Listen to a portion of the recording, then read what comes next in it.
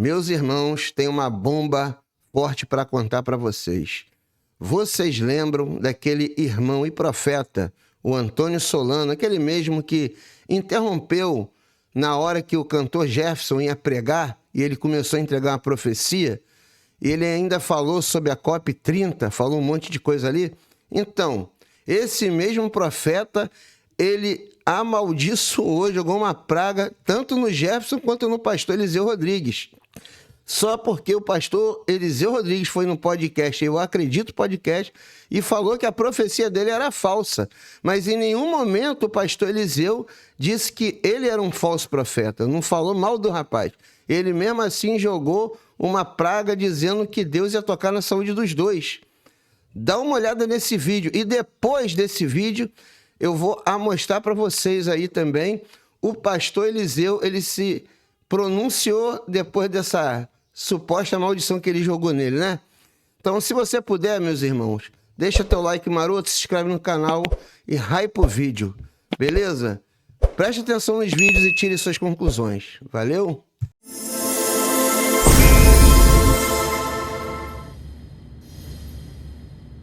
O que está acontecendo ali na AD Belém nada mais é de que a profecia se concretizando. Todo mundo está vendo com seus próprios olhos. O pastor Eliseu Rodrigues foi um dos que disse que a profecia era falsa, né, pastor Eliseu Rodrigues? Pode ser só maturidade.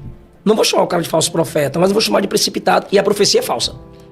Emocionado. Isso não significa que o cara não tenha chamado. Ele é um evangelista. Olha como é que a gente erra. O cara é um evangelista, é um pregador de rua. E quer ser profeta. É quando eu tento cantar, os irmãos falam assim: vai pregar, pastor Eliseu? Esse vídeo também é resposta ao Senhor. O Senhor mudou a minha fala quando eu disse que o meu povo estava louco e era sábio para fazer o mal e não sabia fazer o bem. O Senhor disse que eu tinha chamado a igreja de louca.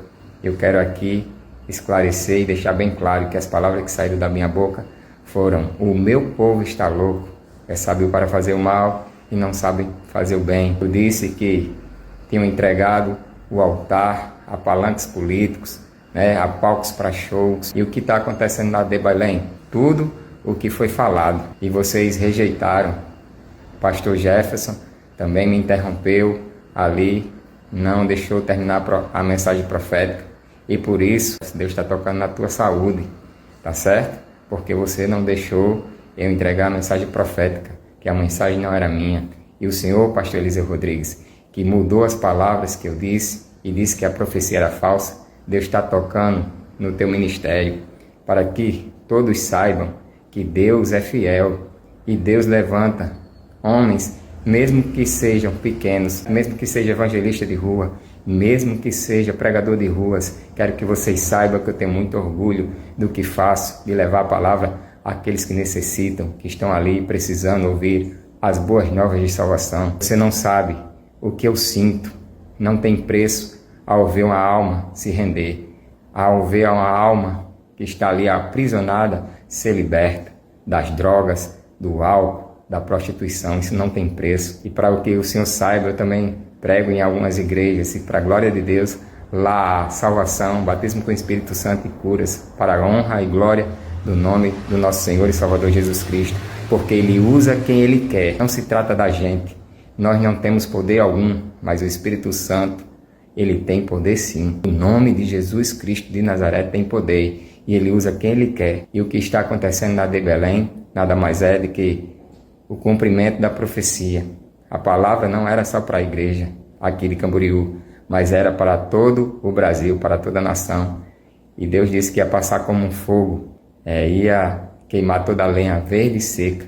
E o que está acontecendo na AD Belém? O fogo está consumindo ali onde estava a estátua, onde os líderes políticos estavam se reunindo. Ele é um Deus zeloso e zela para cumprir com a sua palavra. Paulo escreveu aos Tessalonicenses para não desprezarmos as profecias, mas examinar tudo concernente às profecias e reter o que é bom. Quem o Novo Testamento chama de louco? Fariseus, inimigos de Cristo. Lucas 11:40. A igreja não é inimiga de Jesus. As virgens loucas, inimigos da igreja de Israel no tempo do fim. Mateus 25. O rico e insensato que não possuía o conhecimento de Deus. Lucas capítulo 12, versículo 20. Os ímpios são chamados de loucos em Romanos 1, 22. Jesus disse que quem chama seu irmão de louco é réu do inferno. Mateus 5, 22. E a igreja é chamada de loucos apenas por ímpios. Só ímpios chamam a igreja de povo louco. 1 Coríntios 14, 23. Atos 26, 24. Foi dito pelo profeta nos Gideões, ou em Camboriú, que a mão com a marca, lembrando a ferida de Cristo na cruz, era o símbolo do pacto da igreja com Satanás. Isso é imaturidade. Lembra aquelas profecias e pregações de que o código de barra já era a marca da besta. No podcast eu disse que Jefferson esperou o início da profecia.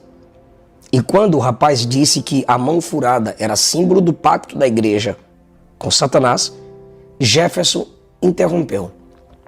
A Bíblia já estava aberta, era o momento de pregar. Jefferson acertou.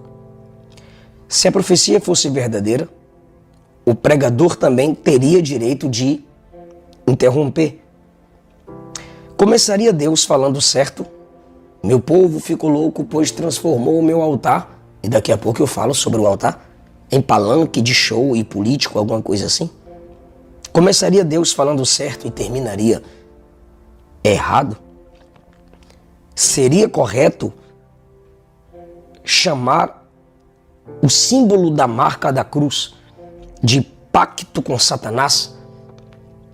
Eu acredito que não. Eu particularmente nunca interrompi profecia no início da minha pregação, nem durante a minha pregação, nem no final da minha pregação.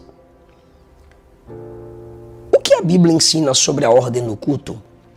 1 Coríntios 14, 30 diz que se a alguém for revelada uma palavra, cale-se o primeiro. O pregador já está com a palavra revelada na mão. Alguém tem que se calar para que o pregador fale. Todos podeis profetizar, um depois do outro. O Jefferson deveria terminar de pregar para que a profecia fosse falada. Desse jeito todos aprendem e são consolados. Os espíritos dos profetas estão sujeitos aos profetas. Isto implica equilíbrio, maturidade, saber o que falar e a hora que deve falar. Alguns estão diferenciando os termos noiva e povo de Deus, porque eu disse que Jesus jamais chamaria a sua igreja, sua noiva, de povo louco. Não, eu não disse a igreja, eu disse meu povo. Isso é falta de eclesiologia, porque no Novo Testamento esses termos são intercambiáveis. Noiva é o povo de Deus. O povo de Deus é a sua noiva no Novo Testamento. 1 Coríntios capítulo 1, versículo 2. A igreja é o povo de Deus. 1 de Pedro capítulo 2, versículo 9. A igreja é o povo de Deus. Apocalipse 21, 3. A noiva é o povo de Deus. E o altar? Púlpito é altar? Não. Púlpito é plataforma elevada.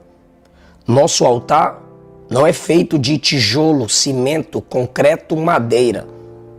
Nosso altar é uma pessoa. Hebreus, capítulo 13, versículo 10, diz: os sacerdotes que servem no templo não têm o direito de comer do sacrifício que é oferecido sobre o nosso altar. Que altar é esse? Que sacerdotes não têm o direito de se alimentar diante dele, ou do que é oferecido nele?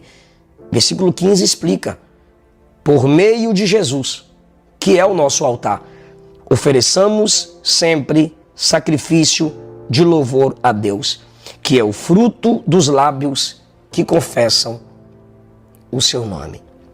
Pastor Napoleão Falcão disse: o púlpito é um lugar de muitas emoções, e muitas vezes as nossas emoções nos enganam.